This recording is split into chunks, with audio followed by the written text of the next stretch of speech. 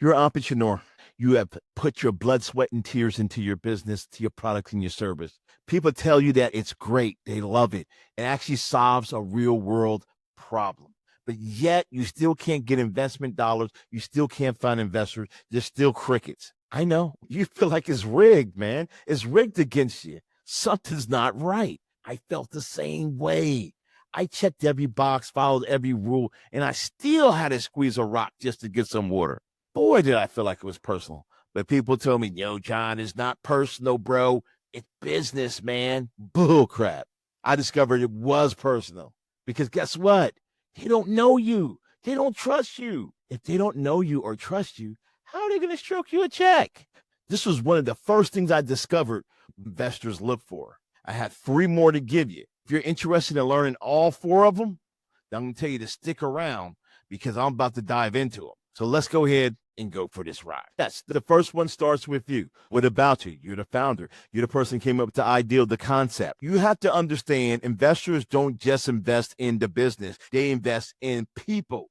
That is really the primary reason why they give you investment money, because they believe in you. It's just like investing in a horse for a horse race, but you got to have a jockey. Without the jockey, the horse is no good. So what about you? What do they want to know?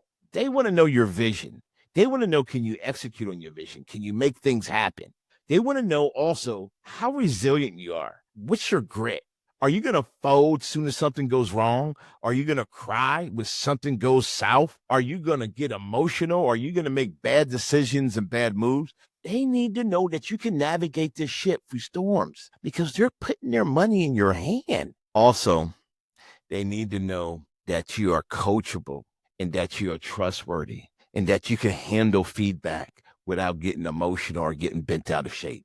This is a marriage, a business marriage, and it's a long-term relationship. This is the number one reason I told you that they don't give you a check, is because they don't know you or trust you.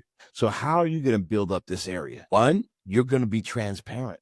You're going to let them know what your strengths and your weaknesses are because they already know what they are. You think that you're hiding them, but they can tell what your strengths and weaknesses. No one invests a lot of money and doesn't examine different situations. Also, you got to know your story. You got to know who you are. What's your why? You got to know what's unique about you in order to sell your credibility. That's key to strengthening this area. Pillar number two actually is like a puzzle. It sticks in to pillar number one and it supports it and it strengthens it. In actuality, all the pillars do that, but this one is unique in itself. So this second pillar is your team. Your team is going to fill in your gaps. Whatever your weaknesses are, your team should have those strengths. That's the reason why I say you be transparent. So when the investor says, oh, you're not really good at marketing, huh? Nope. But I got a team. I got a guy who specializes in marketing. So you put a team together that fills in your weaknesses. Guess what, folks? It's not your job to be the smartest person in the room. It's your job to be smart enough to get the smartest people in the room with you and help you build a product and service and take it to market. Don't try to act like you know everything. Be smart enough to get people around you that can help empower you. And the investors will take that as a good sign and give you investment dollars. And yes, and yes, and yes, they do have to have passion.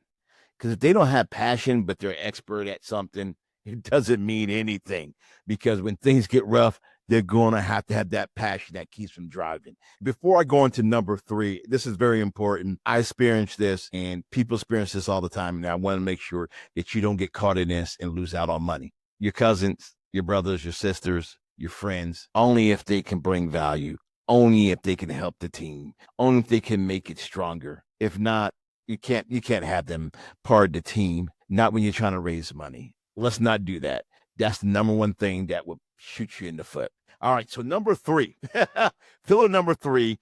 The reason why I'm laughing is everybody thinks this is the core, this is the thing, this is why I'm going to get all the money, this is why I'm a genius. It's the product or service, right?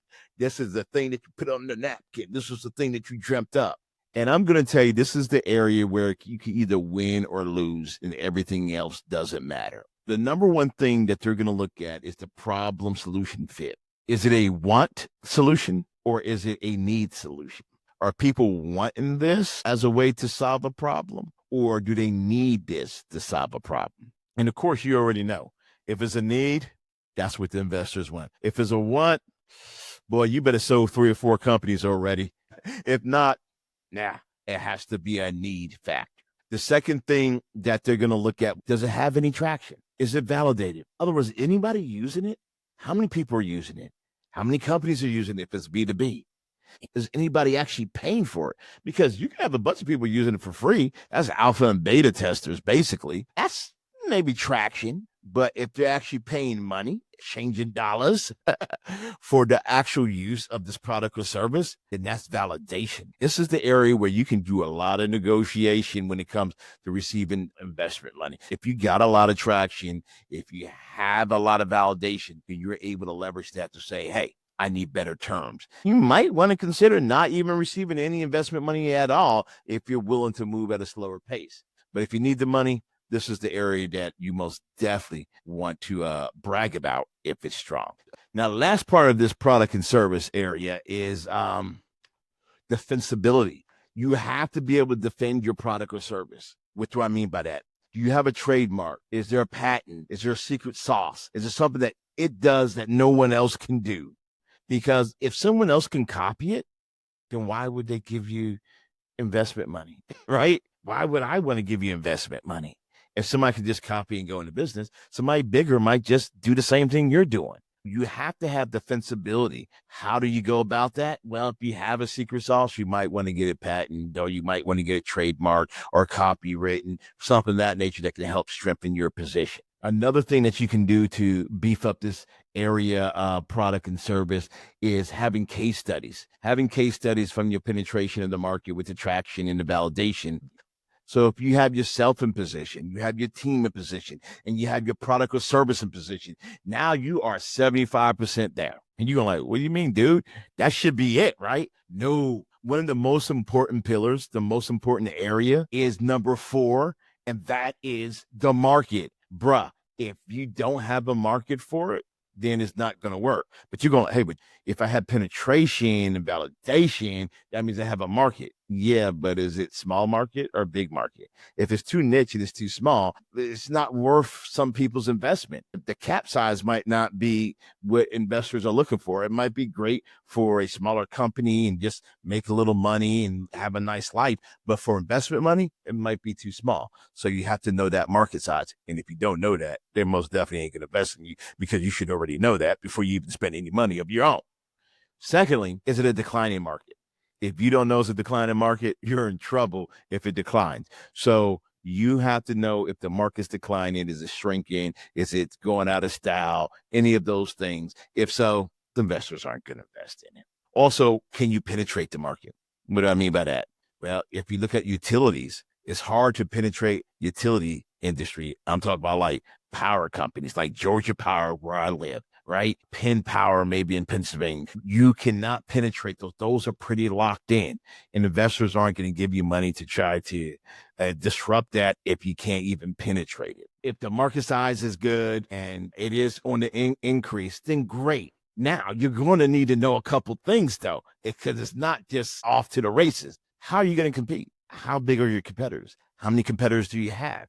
How you can get to market share? What is your value proposition?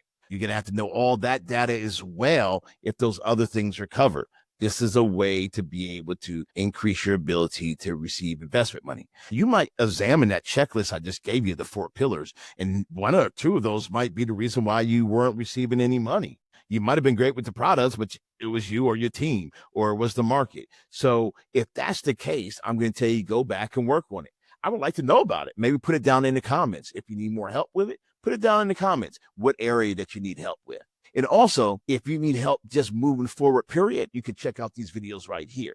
This is your boy J.I., Random Podcast. I'll holla at you on the other side.